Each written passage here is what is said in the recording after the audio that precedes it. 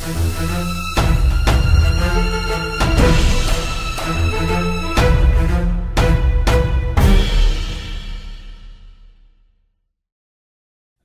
Prepper Podcast, episode 48.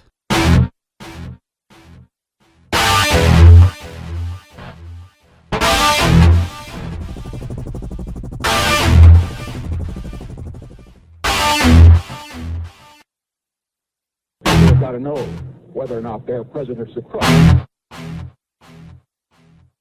The American people would never vote for socialism. He said, under the name of liberalism, the American people will adopt every fragment of the socialist program.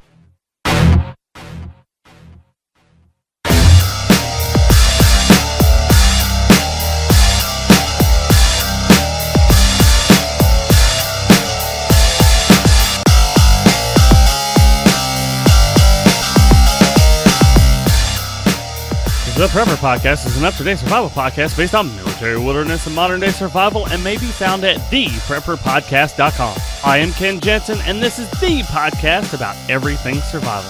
My goal is to teach you strategies on self-reliance and to develop survival skills and critical thinking in everyone, resulting in a more resilient and more enjoyable life. This is episode 48, and today is all about aquaculture, hydroponics, and mostly aquaponics, and how aquaponics is better than aquaculture and hydroponics. Today's show notes may be found at theprepperpodcast.com/048, or you can also find it at theprepperpodcast.com/aquaponics. Let's get started on the housekeeping, shall we? Real quick, I want to make sure that you understand that this housekeeping is actually going to be very long. So if you want to move about 5 or 6 minutes ahead in the show, go right ahead and you can skip most of my housekeeping. But there is quite a bit of important information that I'm going to give you in the housekeeping. Now let's get started on the feedback. I did not get enough questions for my 1-year anniversary show, which this is it. But that is okay. Thanks to those of you who did give me feedback. And for those of you who have yet to give me feedback and you would like to, you can send me some feedback at 978-566-9748. Or if you would like to have something that's a little easier to remember, 978-KNOWS-IT. Just so you know, the 978 knows it. That was just what was available. I saw that it made those 2 words, and that's just what it is. I originally just got a number, and I noticed that it was 978 knows it, so that's why I have that. All right, you can also send me feedback. If you go to my website, theprepperpodcast.com, on the right-hand side, there is a green banner. Click the green banner, and you can leave audio feedback. You can also email me if you must, which I don't enjoy email feedback as much as I enjoy audio feedback for the show. If you're just trying to talk to me, that's fine. Email me, email away, but I prefer, if it's going to be in the show, that you give me audio. That would be ken@theprepperpodcast.com for any written questions, and just put something like question for Ken or feedback for Ken or something like that in the subject line, and I will be sure to get it and put it where it belongs so that it can be put in the show later on. Speaking of feedback, I did get feedback from somebody who decided that they would give me a lot of constructive criticism on my show. And I enjoy the constructive criticism. I really do. This was from Danny, and he wanted to give me some things that I could do better with my podcast and website. So I'm going to try to work on a lot of those things. One of those is I'm going to try to get Jay Bradbury to come back for those news flashes, because they were awesome. I loved having him, and I know you guys do too. I guess we just haven't made a big enough splash by emailing him and telling him to come on back to the Prepper Podcast, because he did awesome in the news. So I'd like to see him again. And I do tend to repeat some things. Unfortunately, I'm sorry that I do repeat things, but the reason why I do that is because I am actually not only teaching adults, but I am also teaching a lot of children that listen to this podcast with their parents. That is the whole reason why I have tried to make this podcast have absolutely no cussing or anything like that. I want the family. That's kind of my target audience here. I want the family to be able to listen and learn. And I talk about advanced topics, extremely advanced topics for just average people. All right? I know you preppers are a very smart group of people, but understand that these topics are very advanced for the lay person and somebody who's just getting into prepping. So when I break it down and I make it extremely simple and it sounds like I'm being a little, I'm teaching children, it's because I'm trying to break it down for people who aren't extremely mature, preparedness-wise, or immature children. So just understand that that's where I'm at with that, and that's why I do that. There's also a recommendation about a section of the podcast where I could review gear. Any of you who get gear, if you purchase gear and you like it or you don't like it, I would very much encourage you to give me audio feedback on the gear, and I promise you that I will do my best to play it on my podcast. When I get new gear, I will try to tell you on the podcast, but I am not going to commit 100% to having that segment all the time. I'm not large enough to get a lot of people giving me products to test out yet. When I am big enough to do that, I will consider doing this on every podcast, but I am not going to do that in this podcast. Not right now, and not while I have to purchase every single thing, because I still buy things, but I can't just keep buying things for every single podcast so that I have a segment to give you. So as I buy things, I will review it. As you buy things, I welcome you to review it as well. And just get a hold of me the same way that you did, or the same way I told you to, if you wanted to send me feedback. I know that there's a little bit of room to grow with my website. Most of my listeners are actually using mobile devices. My website is not very mobile friendly. If you can stick around, I promise you, I am looking into a mobile friendly, something that is responsive. So when you make your website or your web browser larger or smaller, it will respond to that and look good either way. And that includes going into a mobile responsive site as well. So those of you on mobile devices, just bear with me, just give me a little longer, and I will work on that as well. A forum. I had a forum a long time ago. I think I told you guys about this. I had a forum a long time ago, and it just got eaten up with spam bots because I didn't have enough people coming into the forum, so I closed down the forum. If you want me to reopen a forum, I want you to email me, and you don't even have to say a whole lot. Email me that says, open the forum. If you want me to open up a forum, let me know. I'm going to tell you, though, I am not going to run the forum. I want somebody else from the community who has kind of an entrepreneurial mind to run the forum for me. And you will own 60 to 70% of it and any money that it will ever bring in. I don't want to run the forum, but I will use this audience and I will use my platform to encourage people to join the forum. So, if you would like to run a forum, let me know. And the intro music. Let me know your thoughts on the intro music. I like the sound of the intro music while I am talking, but I can lower it a lot more. I'm going to start lowering it, and if you would prefer it to go back to the original, then I will go back to the original, but you've got to let me know. I'm going to start lowering the volume of it more than I have in the past. Okay, so now let's get back into my show notes, because I got that off of my email. I want all of you to visit me on iTunes. Head on over to iTunes at theprepperpodcast.com/iTunes and give me a review. Hopefully a 5-star, maybe a 4-star. Please don't give me a 1-star. But if you don't like me, I encourage you to give me a 1 or 2 or 3-star review. But if you do like the show, please give me a 4 or a 5-star review. Next, I am going on vacation, and I am going to be in a maintenance outage. This is going to be a very, very busy month. I will be going on vacation to North Carolina. If you are in the Asheville, North Carolina area, and you would like to meet up with me and my family, and I promise you that I will be kind of watching.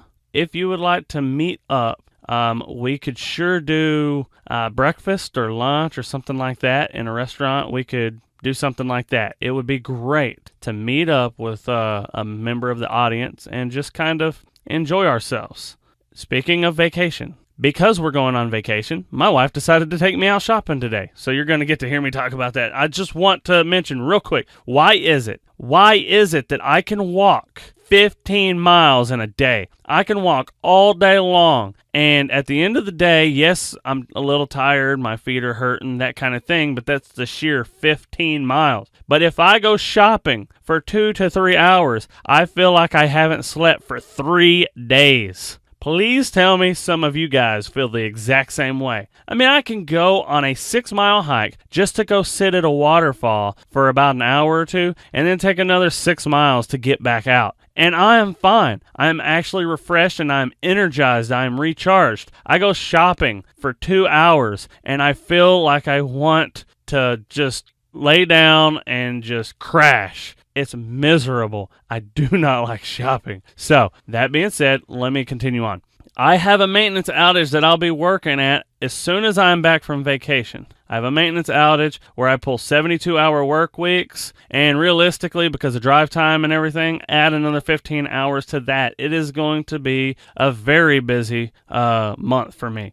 What this means for me and for you, that I will be selecting old podcasts from the archives. Stuff, the oldies, but the goodies. I'm going to be selecting old podcasts from the archives and adding potentially a new intro to those. Not potentially, I will be adding a new intro to those. I've already recorded the intro for those podcasts. So go ahead and subscribe to my blog. My blog is cleversurvivalist.com. Okay, cleversurvivalist.com, because I will probably be chronicling my trip on cleversurvivalist.com, and I probably will not be doing it on the Prepper Podcast. This website, I typically just have my podcast going on, and then all of my bloggy type stuff happens on cleversurvivalist.com. Now, if you don't want to try to remember that, you can remember theprepperpodcast.com, and then up at the top, there is a menu. In the menu bar, you can select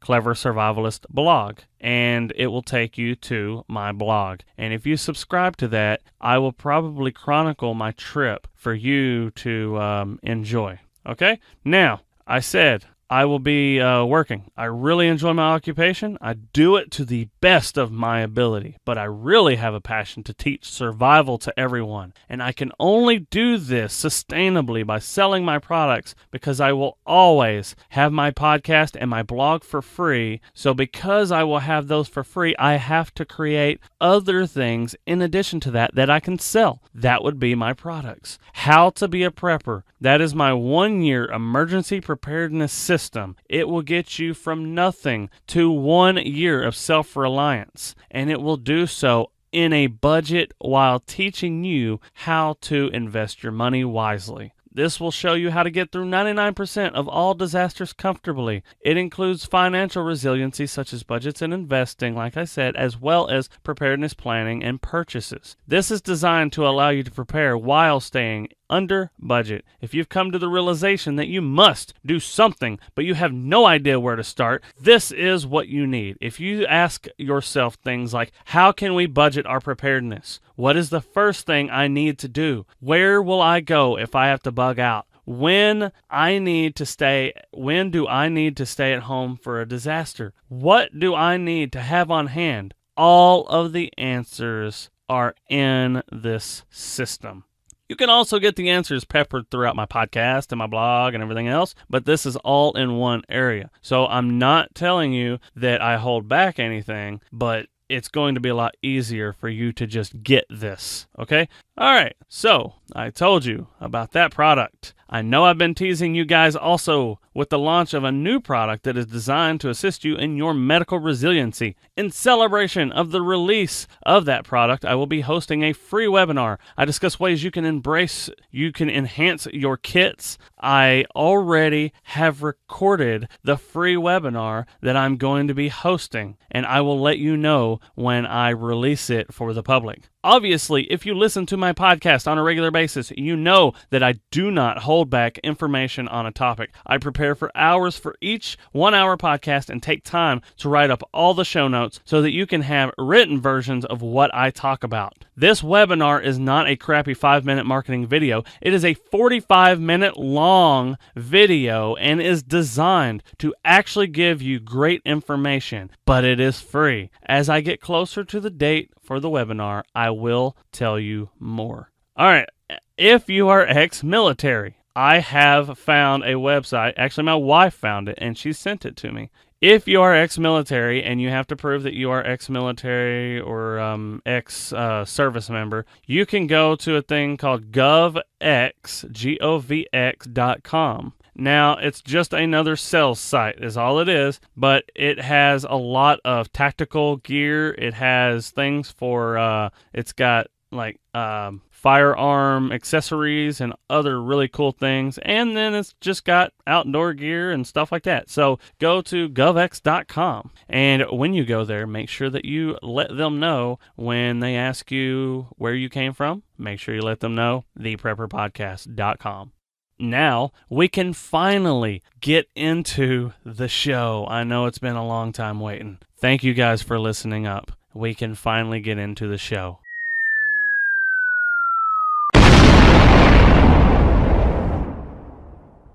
I told you that the show is going to be on aquaculture and hydroponics, and then we are going to get into aquaponics. So let me just start with aquaculture. What is the purpose of aquaculture? Aquaculture, the primary objective is to raise fish or aquatic life like shellfish, crawfish, or snails. So it's creating an environment, kind of like a lab-style environment, and we raise fish and aquatic life. The benefits of aquaculture is because it helps meet your fish demands with very little impact, reducing overfishing. All right, the drawbacks of aquaculture. The drawbacks of aquaculture is nutrient pollution. The nutrient pollution that I am talking about is by fish gills and feces, unconsumed fish pellets, and stuff like that. So you get so much nutrients in the water, it causes things like if you don't actually dump it out, it causes eutrophication. Okay, eutrophication, I'll give you an actual definition for it. It's excessive richness in nutrients in a lake or other body of water, frequently due to runoff from the land, which causes a dense growth of plant life and death of animal life from lack of oxygen. This reduces your water quality. All right, this really reduces your water quality. It will cause excess plant growth and decay. All right, certain plant species will be favored over other plant species. And because of this, it will choke out aquatic vegetation. Okay, it will choke out the beneficial aquatic vegetation. And on top of that, because of all that and the high nutrients that becomes very toxic to the fish, your fish are going to die. It's going to create a lack of oxygen for the fish and toxicity levels too high for the fish to survive. So that is the drawbacks of aquaculture, which I don't think that we need to really use aquaculture. Okay, aquaculture is, you're going to lose all the water that you put into it. You're going to have to keep dumping things out. All right, and it's kind of like hydroponics. Hydroponics is cultivating plant life in a bath of nutrient-rich water solution instead of soil. All right, hydroponics was created to raise production in a very small area for those with small areas to work with. The benefits of hydroponics is that it cycles water very efficiently, using around 5 to 10% of the water that is normally required in soil for a plant to grow. You can grow extremely diverse plant life in a very little space.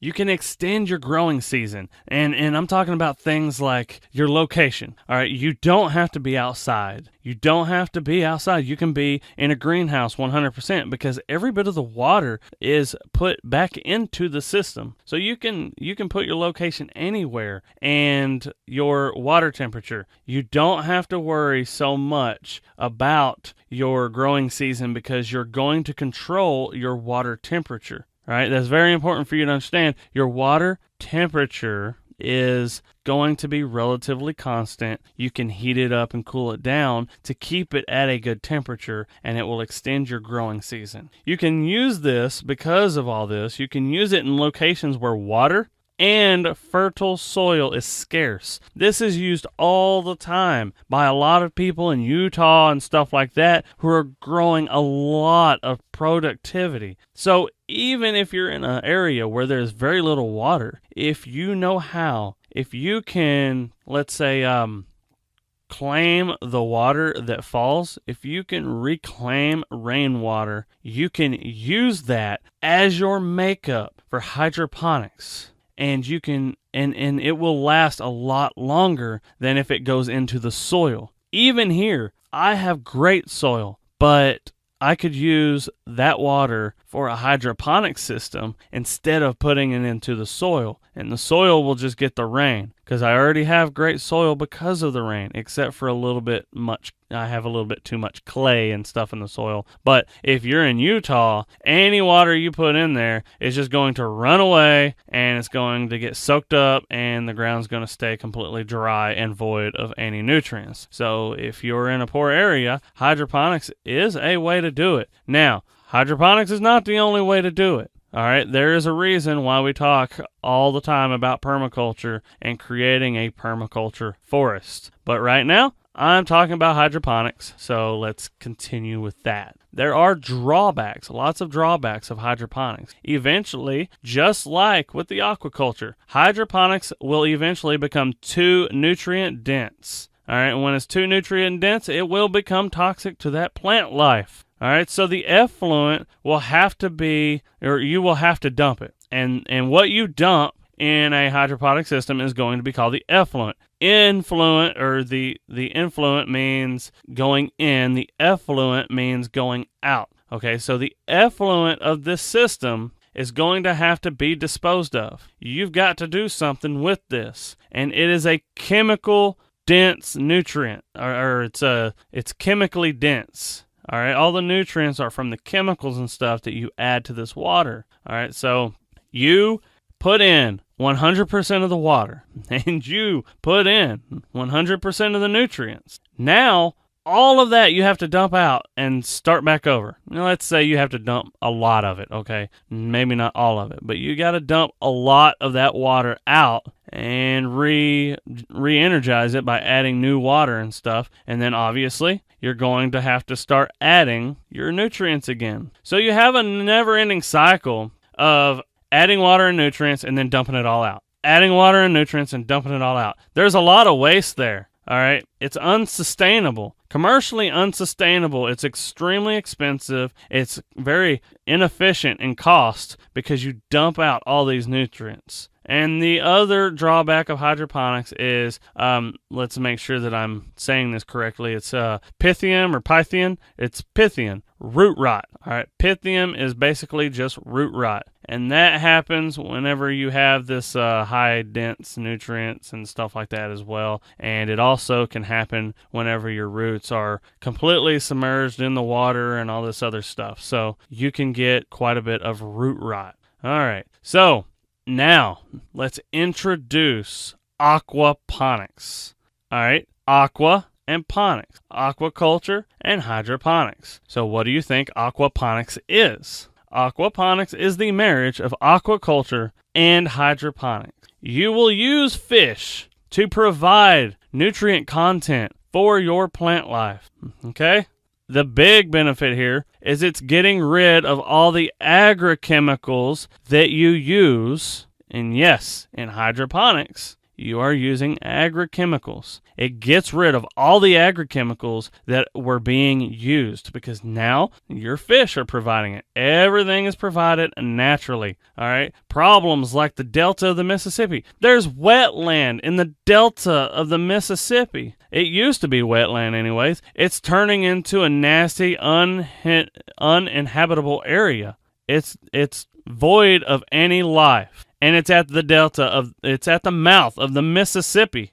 Okay? So this is all from agricultural runoff. And hydroponics does the same thing. It may not be anywhere near the degree than it is over here in, over there in cotton country or anything like that, where Missouri and Arkansas and Tennessee and all those guys meet. There's tons of chemicals dumped there. So hydroponics is better than that. And it's more sustainable than that, but it's not very sustainable, and it is also adding to the total sum of agrochemicals, which is destroying habitats on the earth. And part of permaculture is not to is to take care of the earth. So in hydroponics, you are not following permaculture principles. So let's not do that. All right. The benefits of aquaponics over hydroponics is that there is little to no toxic waste. Toxic levels of phosphorus and nitrates are low, okay? They are low compared to hydroponics. In hydroponics, you end up with a lot of it. All right, the benefits of aquaponics over aquaculture is because it becomes a wetland environment, removing nitrogen by the plants and biological conversion. And that's bacteria, in case if you don't really get that. The biological conversion is going to be bacteria going in the nitrites, then going in the nitrates, and then the nitrates are used by the plants and everything else. But we'll get more into that here in just a moment. So, the benefits of aquaponics over both hydroponics and aquaculture is there is less input and waste. Less input and less waste. So not only are you putting in less, but of what you're putting in, you are keeping in and you are not dumping out. Really, you just add feed and water, okay? For the feed, you're feeding the fish. You're not feeding the plants. You're not feeding bacteria. You're not doing any of that. You're not doing any of that. I'm sorry. I had something in my throat. You are feeding the fish only. You are not feeding anything else. So you just use fish food and you add water. The only amount of water that you're adding you're never going to add full volume, okay? The only time that you're adding water is because you have to make up for your losses due to plant absorption and transpiration, evaporation from the sun, and the removal of biomass or waste. All right, so there are times you're going to be getting rid of some of the waste from the fish. You'll be getting rid of that. You'll be removing biomass in the area. You'll actually be taking plants out as well. All of that is going to create a loss of water. Not only that, but you will also get runoff. You'll get runoff from it whenever there's raining and stuff like that. Sometimes, believe it or not, after it rains, if your system is completely full, it will actually be less after a rain just because all the water that splashes out. Now, if your system's kind of low, the rain will actually help you out, won't it? When it is hot outside. All right, so let's get a picture here. When it is hot, really hot outside, when your evaporation and everything else is the worst, and your fish are the largest that they will ever be, and your fish are massive, and the heat that is outside is also making it very easy for other things to grow. And the fish is a bigger fish, lets a bigger poop. A bigger fish then creates more toxics from its gills. You would probably end up replacing about 20% of your water every 2 weeks. All right? That's a very small amount. And that's when you've got the biggest fish possible and it's extremely hot outside. All right. Now that we've discussed the benefits of aquaponics over hydroponics and aquaculture, and then I've gone over the ones for both, let's go into a typical aquaponics system and the components that make it up. The first thing that you have is you have a rearing tank. The rearing tank is the tank where you raise and feed your fish. All right, so you're going to put your fish in there, you're going to feed it in there, and that is all that tank is for. It is for your fish. You have a settling basin. The settling basin catches the uneaten food and the biofilms and stuff and settles out all the particles. So that's your settling basin. The next thing is a biofilter. All right, so a biofilter is where nitrification bacteria can grow and convert ammonia into nitrates. I'm going to give you a quick dirty about a biofilter. There is nothing that is cool, or there is nothing that is outrageously difficult to do in a biofilter. You can create a biofilter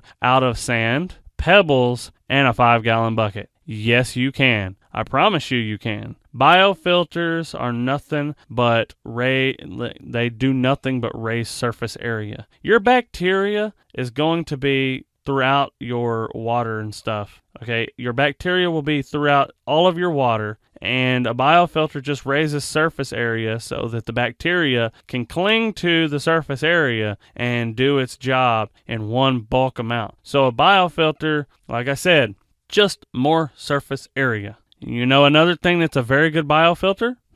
Your plant life roots. We'll get into that here in a minute. All right, so the next thing in the system is going to be your hydroponic subsystem. Just because you're not doing hydroponics doesn't mean that you don't have a hydroponic system. It is a hydroponic system. All that is where plants grow in water. So your hydroponic system is going to be where your plants grow. The next thing will be a sump.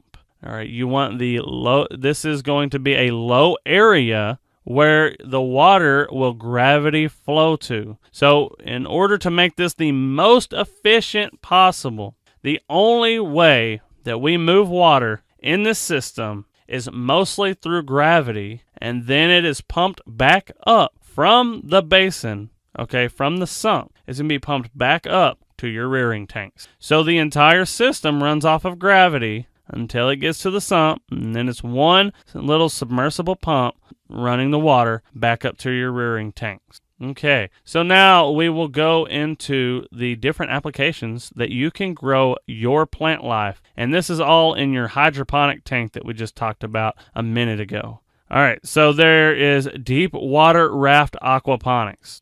Deep water raft aquaponics is very basic. A plant floats in a styrofoam raft. So you get a big, deep tank, and you put a bunch of styrofoam with holes cut in it, and you grow your plants in the styrofoam. When you grow your plants in the styrofoam, they will root down into the water, they will get everything, and that's all it is. Your plants float. That is what deep water raft aquaponics is. Your plants will float. And there are a lot of different ways that people have made their plants float, but I'm just telling you the easiest way to do this is with styrofoam rafts. There are other people who use this system as well in a natural system. They will put their plants in styrofoam rafts, and they will let them float around like a wetland pond or something like that. So this is not a new system at all, but this is a really good way to do your aquaponics. All right, the other one is recirculating aquaponics, or a closed loop system.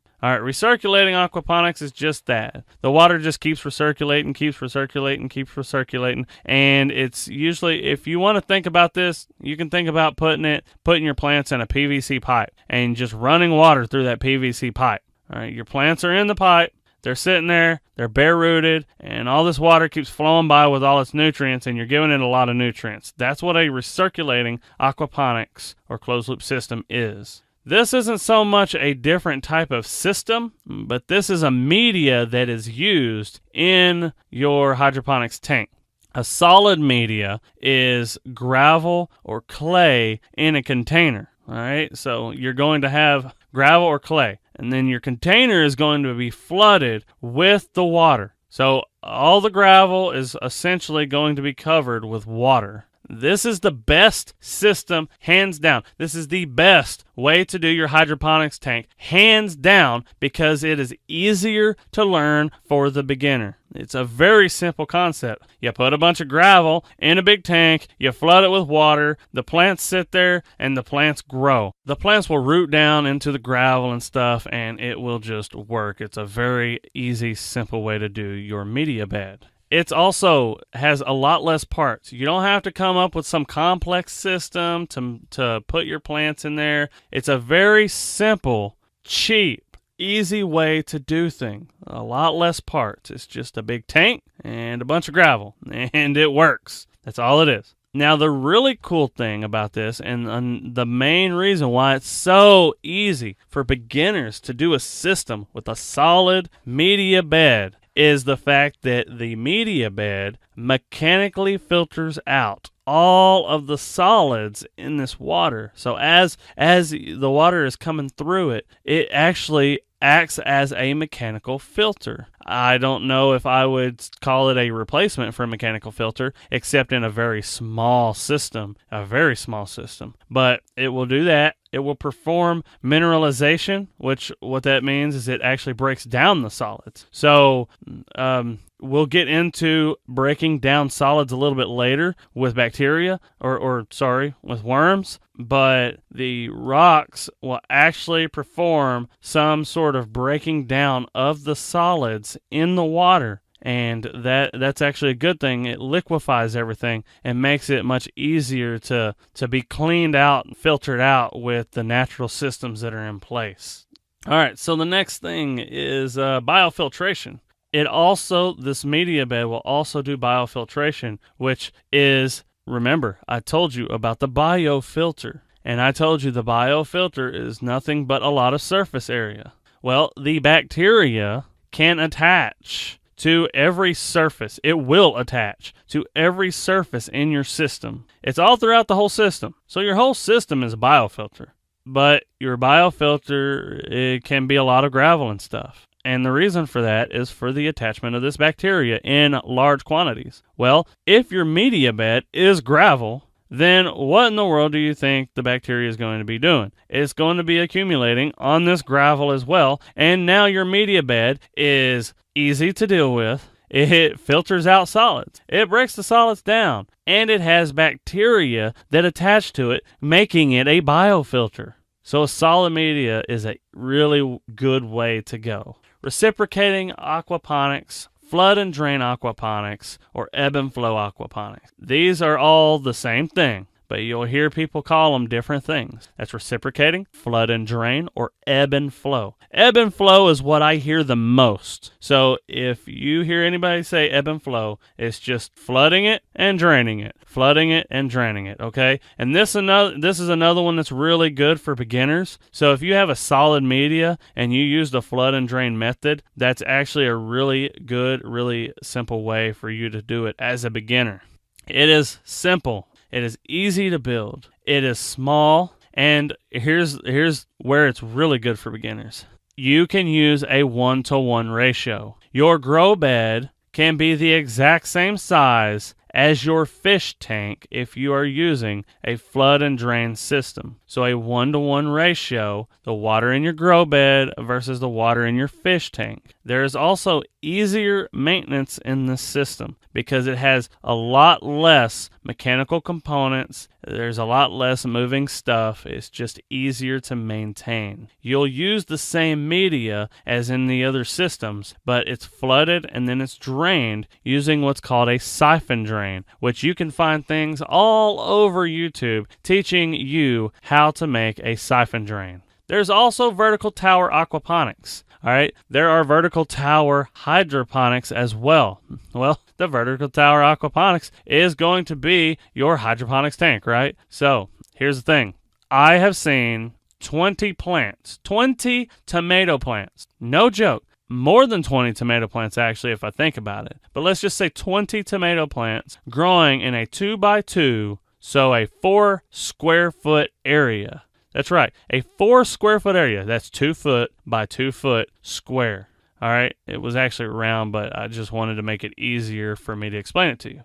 20 plants growing in this small area. And the reason for that is because they were using vertical towers. They used a vertical tower, and it was the water with all the nutrients and stuff like that was trickle fed from the top of the tower, and it went down through the tower and provided stuff for the plants. And then obviously it's gravity fed all the way down, right? Just like the other systems I told you. We typically try for the whole thing to be gravity fed except for one part, which is going to require a pump. Now, If we could come up with a way to make a really good pump that really doesn't require any energy, and I'm not talking about a windmill, I'm talking about something really, really small here. Oh, actually, maybe we could put a tiny windmill. Ooh, that's an idea. We could put a tiny windmill into our bait or into our sump, and that windmill could pump everything up. Now, I would say that we're probably going to want to pump on a level switch or something like that to kick on if the windmill fails to move the water. But that's actually a pretty cool idea. And I just thought about that. So you guys, I'm getting my gears turning now. I'm getting my gears turning on how I can include something a little bit more sustainable. But I'd still like the electricity backup of a sump pump if possible. So where was I? Okay, we were at vertical towers, and I was talking about using them, and they're trickle fed from the top. Okay, so the next one is nutrient film aquaponics. Nutrient film aquaponics is just a sloped bed of about 1.1 to 1.4. That's a ratio. So for every foot, all right, actually, it's a degree. Sorry, that's a degree. Your bed is going to be sloped at 1.1 to 1.4 degrees. And that's going to be good for it. And you will be providing flow of about 1 liter per minute. That's a flow of 1 liter per minute. Now, this is a very, very good system, okay? At this slope and at this flow rate, you're going to end up with your roots. Your roots are going to be exposed to the air. Some of it, probably the top half of your roots will be exposed to the air, while the bottom half of the roots is underwater and has all the nutrients and stuff like that on it. And, of course, anything that touches water. The highest level that the water will actually get to and touches the roots and stuff like that, there's going to be bacteria on the roots. This is going to give you a lot of dense root area throughout. Let's say this is going to be one of those PVC pipe or rain gutter type systems, okay? And it's sloped and the water's just running through it. So it's a sideways running system. And you're going to have a lot of root oxygen, water, and nutrients. So it's a very good system for the plants. So that's enough about the plants. Let's start talking about the animals. All right, this is the aquaculture of the aquaponics system. Or if you want to know the part of the system, that would be the rearing tank, like I said. All right, so typically you're going to use freshwater fish or let's say freshwater sea life or animal life, okay? Tilapia is the most common type of fish. It's just easy. Everybody loves tilapia. It's a basic fish. Now, there are a lot of other fishes that I would like more than tilapia, but let's be honest here. Tilapia is a good fish. Now, I don't know if I would want all tilapia, but we'll move on.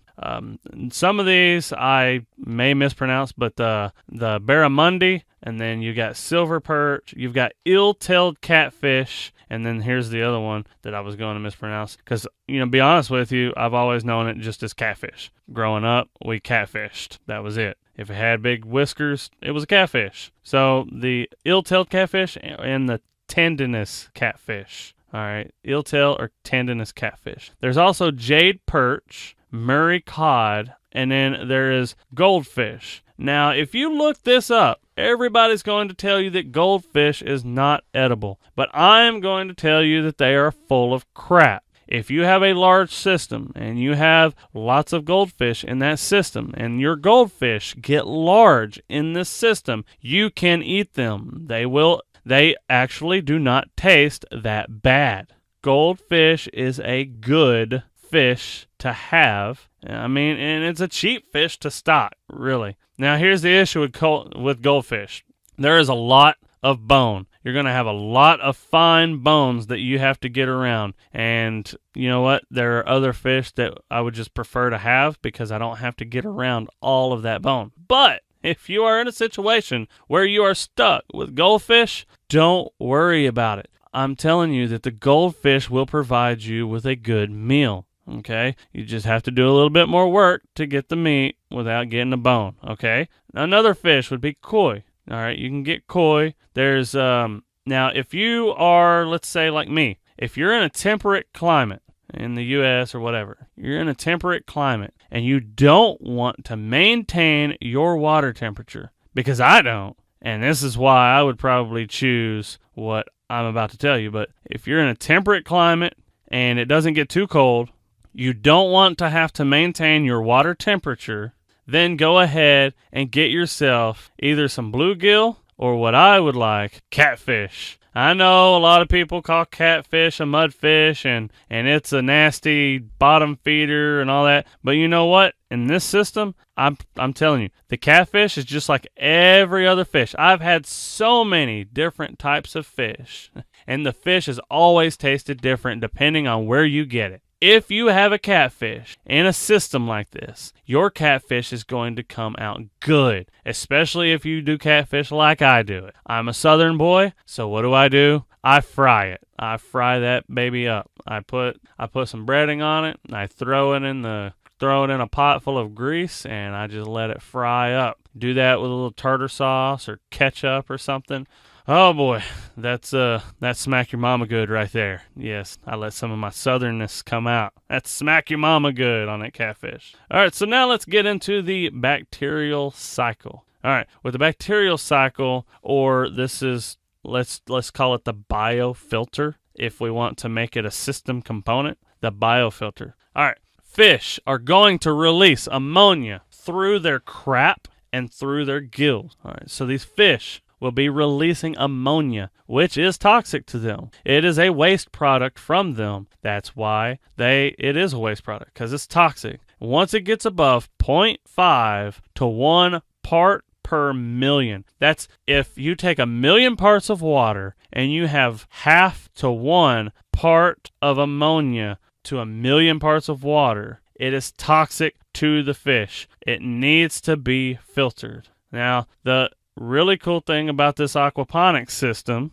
is that plants will absorb ammonia, but they don't do it efficiently or at high levels. It is so much easier for a plant to pull the nitrogen from a nitrate. Okay, so we want to create nitrates. The wonderful thing about this is that it is natural for us to get nitrates when ammonia is introduced into this system. All right, and nitrates are taken up by the plants. So now the fish are creating a problem for themselves, but the plants are taking up nitrates, which is converted from ammonia. Okay, let's do this.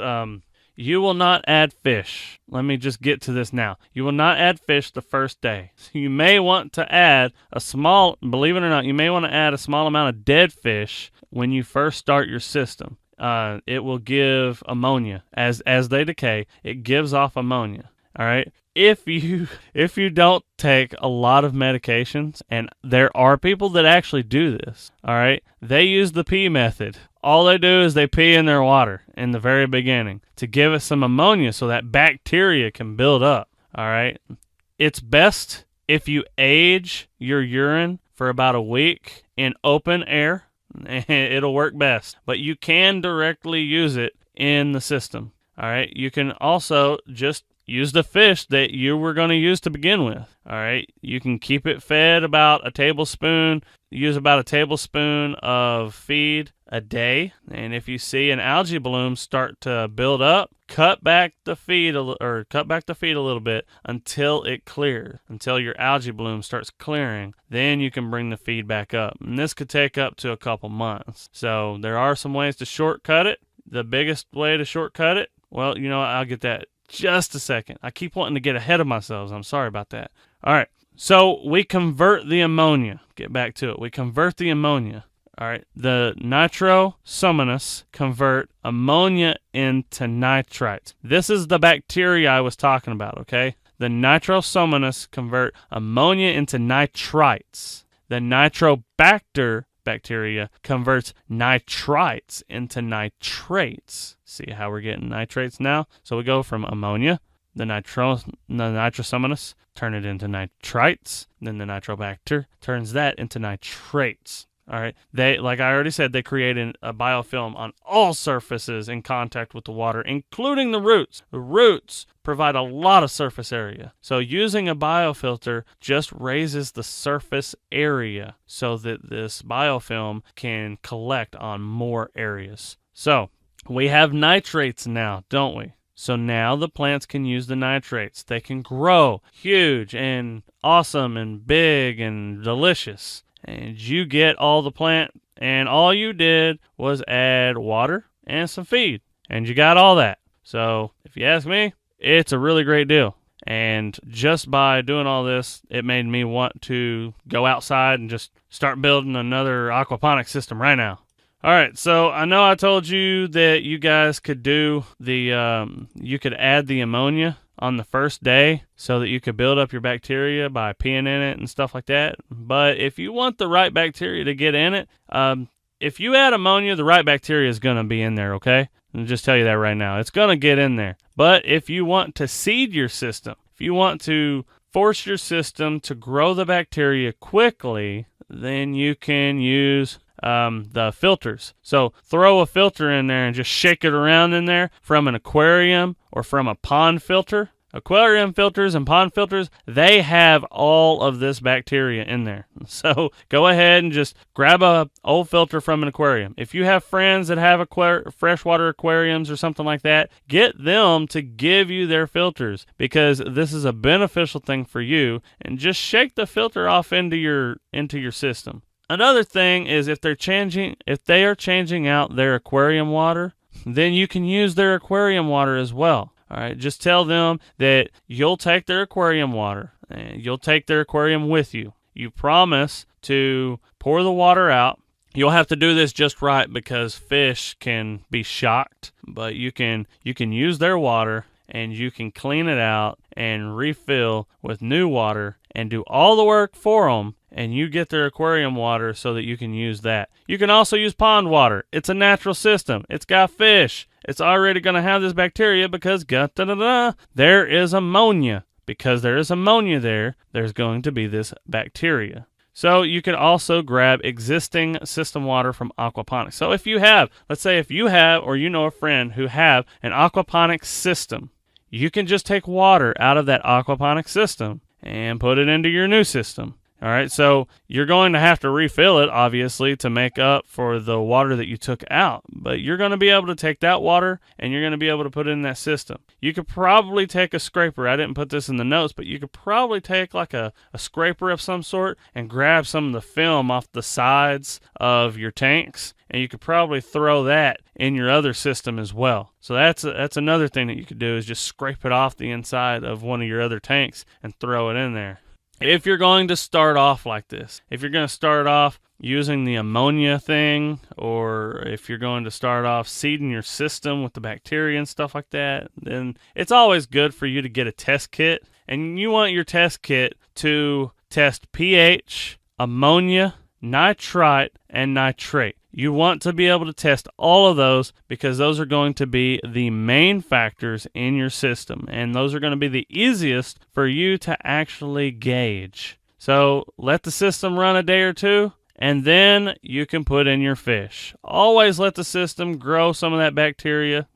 Add your own ammonia, however you're going to do it, and a couple days later, you can add your fish. All right, so what are the inputs to an aquaponics system? Since I've told you probably a couple times, just little bits and pieces. Your first input is going to be water, and I told you why you would be making it up with water, so I will move on. Your next input is probably going to be oxygen, okay? At first, you're probably going to have to add oxygen to it. It's pretty easy for you to do. All you've got to do to oxygenate the water is give it some, if you use bubblers or sprays or stuff like that to oxygenate the water, then that's going to be it. The oxygen, it's going to take electricity to oxygenate your water. You will probably want some light. You'll probably want, obviously you're going to want feed. And then you're going to want electricity for your pump, for your active filter, and obviously to oxygenate it, like I said. So if you were building, I just got a list of things that you might want to consider if you're going to build your own aquaponics system. I think that your feed input needs to be constant and calculated. Constant and calculated. Definitely watch when you're feeding, especially in the beginning. The first 2 months is the critical months. Stock your feed. All right, you want to use stock feed, which is otherwise known as fish meal. You can use organic fish feeds. You can use your aquaponics system to grow duckweed. All right, and duckweed is actually enjoyed by a lot of these fish. So grow duckweed in your aquaponics system and feed your fish from what they're already growing. You can also use the excess worms from your vermiculture if you have vermiculture on site. You can use the excess worms from that. Or you can do like I've done in the past, and you can grow black soldier fly larvae. Okay? And you're going to feed the larvae. You're obviously not feeding the black soldier flies, but you're going to basically feed the larva to the fish, and they'll love you for it. You will probably need to supplement the system, especially in the beginning, with calcium, potassium, and iron. Don't worry about that. Keep the water aerated. That's the whole oxygenating thing. All right, remove solids. Many people use worms to liquefy waste, and I think they use red worms. If you use these, they will take all that biomass and stuff, and they will liquefy it so that it can actually be used by the bacteria and by the plants. So you may want to use these to remove solids. The next thing that you need to consider, whatever hose size. All right, we're talking like garden hose, stuff like that. Whatever hose size you think you need, go bigger, because things clog up all the time. Just one point of failure is all you need to destroy your entire system. Whatever hose size you think you need to go a lot bigger. Watch your pH and your biofiltration by using the kit that I told you about. Make sure your kit can manage all of those items. Overflow discharge can be put in a holding tank. That's another thing to consider, because there's going to be overflow discharge. When it rains, you're going to get overflow. This can be put in a holding tank, so a rain catchment. So if you have rain catchment coming from your roof already, well, now you can create another. You can either divert this to that catchment, which I probably don't really recommend that, because you can use that for other things, or you can put it into its own catchment. If you put this into its own catchment, you can use that as a holding tank for makeup volume. So now all of your makeup volume comes from the holding tank that you made, the overflow from the tank itself. So your system is creating its own makeup volume. All right. That holding tank can also be used for soil crops, just like every other rain catchment. It can be used for soil crops. Your hydroponic system may be used as a controlled wetland. What I mean by saying that it can be a controlled wetland is that it can treat a lot of your typical household sewage. If you can actually put your sewage in at a low level in the correct spot in your system, and it will clean your household sewage. I wouldn't recommend going with a little gray water, but remember, you can destroy the ecosystem in here if you try to put too much in there. So be careful when you do that. All right, there are ways of creating wetlands throughout your yard, and all it is it's meant to process your sewage. These are plants that you're probably not going to eat, and you're going to go ahead and you're going to put your sewage in there, and as it trickles down, as it trickles down the terrain, down slope, then all the plants are going to process that, and the dirt's going to clean it out and things like that. Always think about where you are going to put this thing. Where are you going to put it? Are you going to put it in your backyard? Are you going to put it inside? Are you going to put it in your backyard and inside for climate? What in the world do I mean by that? Well, what I mean by that is there are really small ones that you can use. There are small ones that you can use that you can carry. So you have your system outside during the summer, you bring it inside during the winter. I don't really like that way. It's too much walking back and forth. What is the best way? Well, you already have water, and you can make up the water, especially if you use rain catchment. So use rain catchment off of a greenhouse, and that will be your makeup water for your system. And you put your system in a greenhouse, okay? You can maybe put your fish outside and put your plants in the greenhouse, okay, that is the way I would recommend doing it. Do this in a greenhouse. It doesn't matter if there's a lot of rain because you've got all this water. And you can set up small sprinkler systems if you want, just to moisten the leaves and stuff like that, okay? Don't think that you'll be using, I'm moving on. Besides the basic things about building an aquaponics system, now I want to let you know that I don't want you to think that you can use this system by itself. Just use only this system for sustainability, because it's going to ruin you. And the reason is because in survival situations, you may have issues achieving recirculation and water temperatures. You may lose energy input, okay? You're going to lose electricity, so you're going to lose your pumps. Everything in the system has a single failure point that could lose all of your fish stock. So everything's completely dead because of one thing that stopped flowing. That is why you're going to use multiple crop planting methods. So not only are you going to do an aquaponic system because of the high intensity that you can do crops and such, you're also going to plant it in your yard and use your soil. Use whatever method you have beyond hydroponics. You need a backup. You don't need to be stuck with your hydroponic system when everything dies. All right, so you want multiple crop planting methods. You also want to reduce the failure in your system. You can reduce the failure in your system by raising the efficiency and using alternative energy. So if you make the system as efficient as possible, there's not going to be very much electricity required at all. So always run this system off of alternative energy. Remember, I was thinking about a wind-powered pump. An actual windmill. I'm not talking about electric windmill. If we did a wind-powered pump, we could do that off of just a little bit of wind. Now, we could also add solar electricity as a energy input into a sump pump. So that would also be a way to use alternative energy. That way, when the grid's gone, you're still pumping, baby, and you've still got your system, you've still got your food. Identify single point failures and what you can do to make a backup method. Okay, so if you've got a pipe that goes from here to there, well, what if that pipe clogs up? Why don't we make 2 pipes and both of them with their own siphons? So if one siphon fails to work, we've got a backup siphon that will kick in and it will work. You don't need super high flow. Your ebb and flow system, probably only one siphon is going to pick up at any time anyways. So if you have 2 or 3 siphons in the system, only one of them is going to pick up. And whenever that one fails, then the next one will probably pick up. And if 2 of them fail, the chances of the third one failing is probably low, unless you haven't been cleaning stuff out and everything's clogged up anyways. So that would be your own fault. And if you're doing a system like that, you probably shouldn't be just letting it go like that.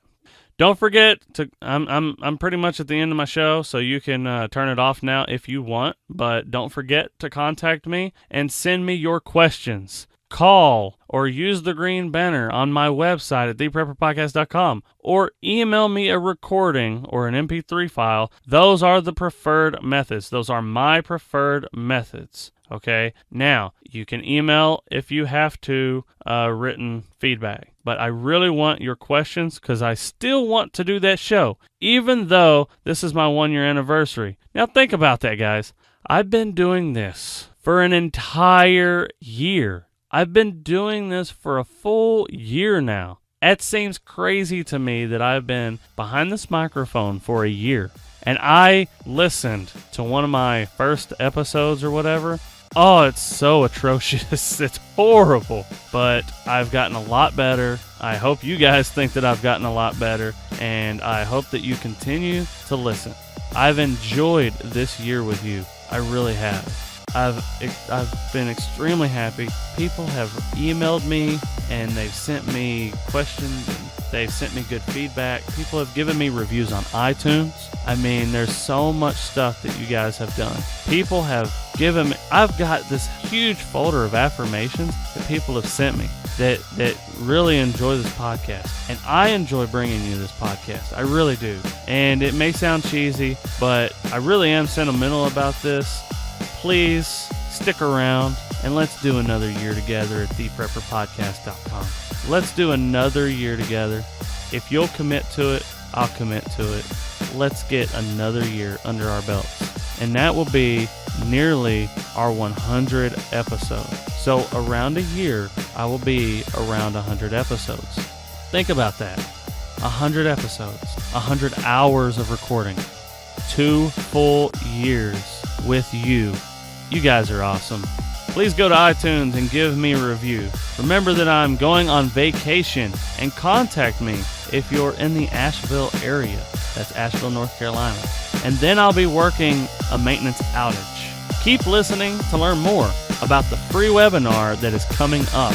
And with that, this is Ken Jensen of ThePrepperPodcast.com, teaching you strategies on self-reliance so that you can build a more resilient and enjoyable life. Have a wonderful week. This is Ken, signing out.